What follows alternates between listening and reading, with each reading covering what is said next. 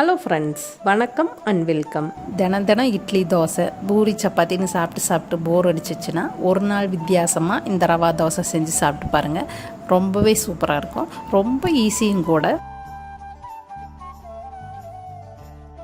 Mixing Pavul எடுத்துகிட்டு அதில் 3/4 cup அளவு வெள்ளை ரவை சேர்த்துக்கலாம்.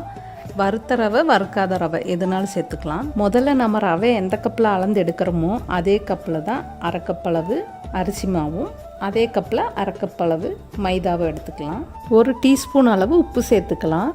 2 பச்சை மிளகா பொடியை கட் பண்ணி வச்சுருக்கேன். 1 டேபிள் ஸ்பூன் அளவு இஞ்சியை பொடியை கட் பண்ணியிருக்கேன். கொஞ்சமாக கருவேப்பிலை பொடியை கட் பண்ணியிருக்கேன். இதெல்லாம் ஒன்றா சேர்த்துக்கலாம். 1 டேபிள் ஸ்பூன் அளவு மிளகு இது மாதிரி 1-2 உடச்சி எடுத்துருக்கேன். நம்ம முழு மிளகாய் சேர்த்துனோன்னா எல்லோரும் எடுத்து வச்சுருவோம், சாப்பிட மாட்டோம். இப்படி உடச்சி சேர்த்துக்கிட்டோன்னா நம்ம வேஸ்ட் பண்ணாமல் சாப்பிடுவோம். 1 டேபிள் ஸ்பூன் அளவு ஜீரகம் அதையும் சேர்த்துட்டு விஸ்கு இல்லைன்னா கரண்டி வச்சு நல்லா கலந்து விட்டுருங்க. நம்ம ரவை எடுத்த கப்லேயே 3 கப் அளவு தண்ணி சேர்த்துக்கலாம். தண்ணி சேர்த்துட்டு கட்டி இல்லாமல் நல்லா கலந்து விட்டுடலாம். இப்போ தான் நீங்கள் முத நம்ம ஃப்ரம் கோவை சேனல் பார்க்குறீங்கன்னா மறந்துடாமல் நம்ம சேனலை சப்ஸ்கிரைப் பண்ணிக்கோங்க. பக்கத்தில் இருக்க பெல் ஐக்கானையும் கிளிக் பண்ணி வச்சுக்கோங்க.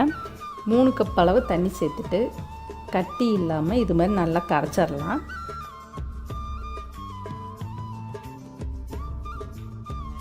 இப்போ கரைச்சி பார்த்திங்கன்னா மாவு தண்ணியாக தான் இருக்கும். இந்த ரவையெல்லாம் ஊறி வர்றதுக்காக மூடி போட்டு 10 நிமிஷம் ஊற வச்சிடலாம்.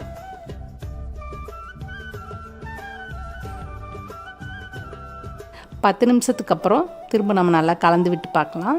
ரவை நல்லா ஊறி இருக்குது. இப்போ மாவு நல்லா திக்காக இருக்குது. இந்த மாவில் நம்ம தோசை ஊற்றினா தோசை ரொம்ப ஹார்டாக இருக்கும். திரும்ப 1 கப் அளவு தண்ணி சேர்த்துட்டு மாவை நல்லா கலந்து விட்டுறலாம்.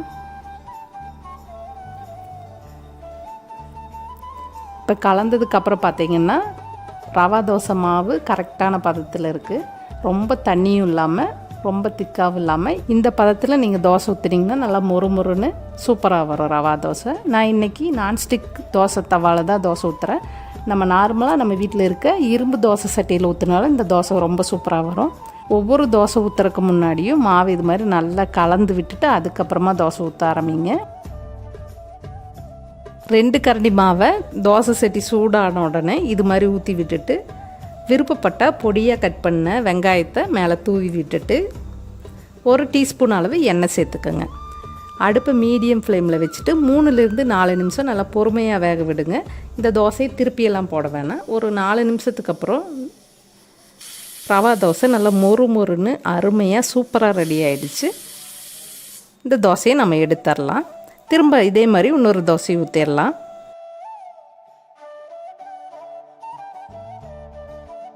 நீங்கள் விருப்பப்பட்டால் முந்திரி கூட இது மாதிரி பொடியாக கட் பண்ணி தூவிக்கலாம். அவ்வளோதாங்க, ரொம்ப அருமையாக ரொம்ப ஈஸியாக செய்யக்கூடிய ரவா தோசை ரெடி ஆகிடுச்சு. இந்த வீடியோ உங்களுக்கு பிடிச்சிருந்தா லைக் பண்ணுங்கள். ரொம்ப பிடிச்சிருந்தா உங்கள் ஃப்ரெண்ட்ஸ் அண்ட் ஃபேமிலிக்கு ஷேர் பண்ணுங்கள். நம்ம ஃப்ரம் கோவை சேனலை அப்படியே சப்ஸ்கிரைப் பண்ணி வச்சுக்கோங்க. இப்போ பார்த்திங்கன்னா நம்ம ரவா தோசை சூப்பராக அருமையாக ரெடி ஆகிடுச்சு. இதுக்கு நல்ல காரமான தேங்காய் சட்னியும் கார சட்னியும் வச்சு சாப்பிட்டிங்கன்னா ரொம்ப சூப்பராக இருக்கும். இந்த வீடியோ பிடிச்சிருந்தா ஒரு லைக் பண்ணுங்கள். திரும்ப ஒரு நல்ல ரெசிபி வீடியோவில் நான் உங்களை சந்திக்கிறேன். அது வரைக்கும் thank you, bye bye, take care.